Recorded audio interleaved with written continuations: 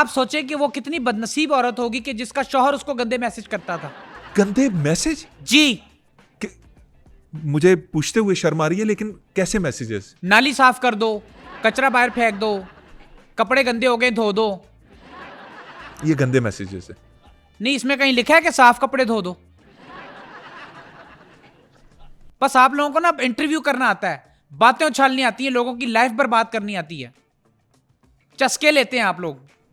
मैं चस्के नहीं ले रहा। चाहे दूसरे की जिंदगी चाहे बर्बाद ही हो जाए, उसका घर खराब ही हो जाए, उजड़ ही जाए, बर्बाद ही हो जाए। अच्छा, एक बात सुने, आपने अपने शौहर के ऊपर एक बड़ा संगीन किस्म का इल्जाम लगाया कि आपके शौहर आते थे घर में, उनके निशान होते थे गर्दन पे, चेहरे पे, और उनके ताल्लुकात थे बाहर लड़कियों के साथ। आपने ये इल्जाम लगाया, आप इसको कैसे प्रूफ करेंगे? मैं अपनी उस बात पे आज भी कायम हूं जो मैंने कहा था कि मेरे शौहर के ताल्लुकात हैं। किस किस्म के ताल्लुकात? मतलब आप बताएंगी तो, कोई प्रूफ देंगी तो मैं मानूंगा ना। वो जब भी घर आते थे मैंने उनकी गर्दन पे निशान देखे।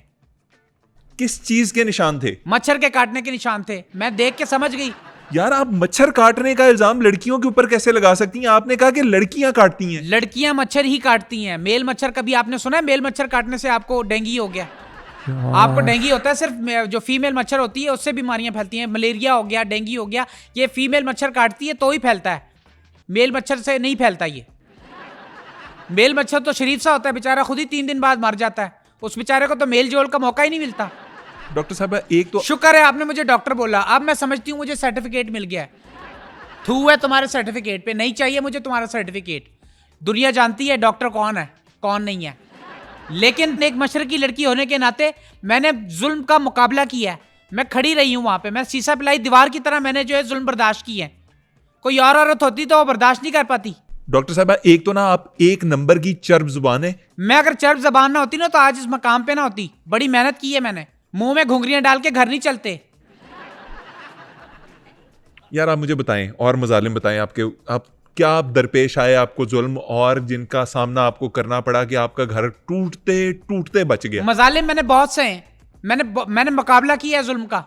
मैं वो बहादुर लड़की हूं जो शीशा पिलाई दीवार की तरह अपने हुकूक के लिए खड़ी रही है। जुल्म की तो दास्तानें टूटी हुई हैं, जुल्म के पहाड़ टूटे हुए मुझ पे। एक बेचारी अकेली लड़की, मशरक की लड़की, तने तनहा।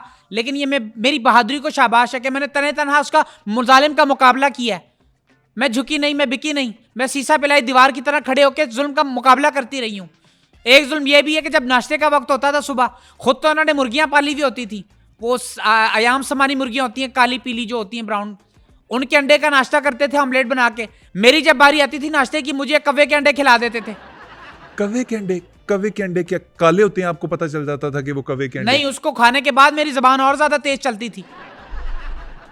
यार, आपकी जुबान वैसे ही बड़ी तेज है, आपको पता नहीं क्यों शक है कि वो आपको कव्वे के अंडे खिला रहे थे। मुझे तो लगता है हमेशा से आप कव्वे के अंडे ही खाती आई हैं। अच्छा, जरा ना आप तमीज से बात करें, क्योंकि अभी 1.5 घंटे पहले ना मैं बदल गई हूँ। अब मैं वो वाली पुरानी नहीं हूँ। अच्छा, मतलब 1.5 घंटे आप यहाँ पे एक नई शख्सियत देख रहे हैं। अब यूट्यूबरों के साथ मैंने जैसे को तैसे वाले उसके साथ मैंने बदला लेना है। अच्छा, माशाल्लाह, इस शख्सियत की उम्र 1.5 घंटा है। आप 1.5 घंटे पहले इस हालत में आई हैं कि अब। हाँ, मैं चेंज हो गई हूँ। अच्छा, मेरी तो ख्वाहिश है आप तब्दील हो ही जाएं और आपके शौहर भी तब्दील हो जाएं। मैं बिल्कुल तब्दील हो चुकी हूँ। अब आप सिर्फ मेरा यही नया वाला रूप देखेंगे, कोई और रूप मेरा आपको नजर नहीं आएगा। ठीक है। और बहुत से इल्जाम थे जो आपने अपने शौहर के ऊपर लगाए, उनमें से कुछ और बताएंगी कि हालात जब आपके खराब थे? देखिए, हालात हमारे इन यूट्यूबरों ने, इन लोगों ने खराब किए। अच्छा। मेरे शौहर के फाइनेंशियल हालात भी कमजोर किए, मेरे भी किए, क्योंकि हम लोगों को इन लोगों ने ऐसे उलझाए रखा, मुझे वर्गलाए रखा, उधर से मेरे ससुराल को वर्गलाए रखा। तो इस वजह से हमारा काम पे ध्यान नहीं था। शादी के बाद मैंने अपने शौहर से एक दरख्वास्त की, मैंने रिक्वेस्ट की। मैंने कहा यार, हम ना स्विट्जरलैंड चलेंगे हनीमून करने के लिए। हनीमून के लिए स्विट्जरलैंड? आपने ये ऑफर की उन्हें कि चलते हैं? अभी मैंने इस ख्वाहिश का इजहार ही किया था कि मेरे एसी ने शौहर को 16 पे कर दिया। अब मेरा मतलब एसी शौहर ने 16 पे कर दिया और मुस्कुरा के मेरी तरफ देखते लगे। मतलब उन्होंने कहते यही स्विट्जरलैंड का मजा ले लो। ये कोई बात है भला? ये सब आप लोगों की वजह से हुआ है, जो जिन्होंने हमारा घर बर्बाद करने की कोशिश की है। आप लोगों ने हमें कहीं का नहीं छोड़ा। यार, एक बात कहूं, अगर आप बुरा ना माने, और आज के बाद मैं अपने घर की कोई बात यहाँ पे मीडिया पे आके बिल्कुल नहीं करूंगी। वो सीक्रेट रहेगी बात। अगर इन फ्यूचर मुस्तकबिल में कोई मेरे घर की बात लीक होती है, मेरे पर्सनल बात कोई लीक होती है, तो समझ लेना मुझसे ही लीक हुई है। और क्या जुल्म थे?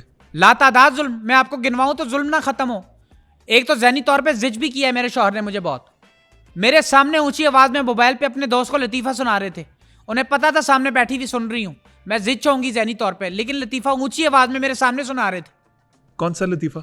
डेंटिस्ट, आपकी बीवी के तीनों दांत निकालने पड़ेंगे, 3,000 रुपये लूंगा। शौहर, मेरी बीवी की जबान भी निकाल दें, 4,000 रुपये दूंगा। ये ज़हनी जिद करना था जो अक्सर मेरे साथ करते थे, लेकिन मैं भी एक हद तक बर्दाश्त कर सकती थी, आखिर इंसान हूं मैं भी। लेकिन मैं भी कम नहीं हूं। मैं अगले दिन गई लाइब्रेरी से, मैं किताब खरीद के लेके आ गई और उनके बेड पे रख दी मैंने। कौन सी किताब? शौहर को जिंदा जलाने के 101 तरीके। यार आप दोनों कमाल ही कोई आइटम है। मुझे समझ ही नहीं आ रही कि आप किस लेवल के ऊपर जिंदगी गुजार मैं एक चुके हैं। चीज की कायल हूं, देखें जैसा आप किसी के साथ करेंगे आपको रिटर्न में वही मिलेगा। अगर आप इज्जत देंगे इज्जत मिलेगी, प्यार मांगेंगे प्यार मिलेगा, दुख मांगेंगे दुख मिलेगा आपको, दर्द मांगेंगे जुल्म मांगेंगे जुल्म मिलेगा। आपकी शादी एक मजाक बन के रह गई है। आपको बस कर दे शादियों पे बात करना, आपको जेब नहीं देता। आप तो खुद बीवी से पिट के आए सुबह। नहीं, ये तो वो कहीं और चोट लगी। बहाना ना करें, मैं एक साइकोलॉजिस्ट हूं, मुझसे नहीं आप छुपा सकते। मुझे सब पता है आपकी बीवी ने आपको बहुत बुरा मारा है, आपके ताल्लुकात ठीक नहीं चल रहे। अच्छा वो मैं आपको मशवरा दूंगी, आप भी अपनी बीवी से YouTube पे आके खुला का दावा करवाएं, कैसी बातें कर रही हैं आप? तलाक का ऐलान करें अपनी बेगम को। बल्कि आप कोशिश करें उनके सारे हार बेच दें। क्या क्या बातें कर रही हैं? मैं वही बातें कर रही हूँ जो आप लोगों को सूट करती हैं, क्योंकि आप सब लोग इन ये बातें सुनने के आदी हो गए हैं और मजबूरन मुझे भी करनी पड़ती हैं। मैं कोई दिल से ये बातें नहीं करती। अच्छा, आपने कुछ ऐसी बात भी की थी अपने शौहर के बारे में कि वो कुछ मैं कैसे कहूँ, अदा नहीं करते। बिल्कुल, मैं उस बात पे कायम हूँ। ऐलान कहती हूँ, दोबारा कहती हूँ कि मेरे शौहर हक के बिल्लियत अदा नहीं करते थे। हक के बिलियत? 6-6 महीने का बिजली का बिल वो अदा नहीं करते थे। 6-6 महीने हो जाते थे। एक दफा तो बिजली घर की कट गई। नहीं, पहले तो आपने वो कुछ और नहीं बोला था हक के मतलब? देखिए, मेरे बिल को सोशल मीडिया पे तोड़ मरोड़ के पेश किया गया है।